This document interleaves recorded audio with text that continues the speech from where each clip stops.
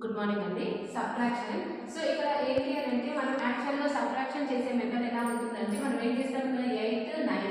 So ఇక్కడ ఏంటి అని అంటే 8 - 9 సబ్ట్రాక్షన్ చేయలేము కాబట్టి మనం ఏం చేస్తాము ఇక్కడ నుంచి రీగ్రూపింగ్ బారోయింగ్ అని తీసుకుంటాం కదా. సో అప్పుడు ఏమవుతుంది ఇక్కడ 18 అవుతుంది, ఇక్కడ ఏమవుతుంది 9 వస్తుంది, అప్పుడు 3 అంటే ఈ నెంబర్ డిక్రీజ్ అవుతుంది కదా. 3 - 1 ఎంత 2. సో ఆన్సర్ 29 వచ్చింది. కానీ ఇక్కడ అలా కాకుండా ఈజీ టెక్నిక్ ఏంటి అని అంటే యాక్చువల్గా పిల్లలకి ఇలా చెప్తే అసలు క్యారీ ఎందుకు చేయాలి ఏంటి ఇవన్నీ పిల్లలు కొంతమంది అంటే అందరికీ ఒకేలాగా కాకుండా ఇప్పుడు ఈజీగా చేసే పద్ధతి ఏంటి అని అంటే చూడండి, ఇక్కడ మనం ఏంటి అని అంటే 48 కదా. సో 48 - 19.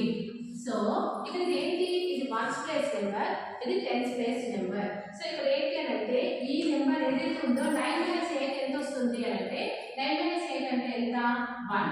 ఓకే.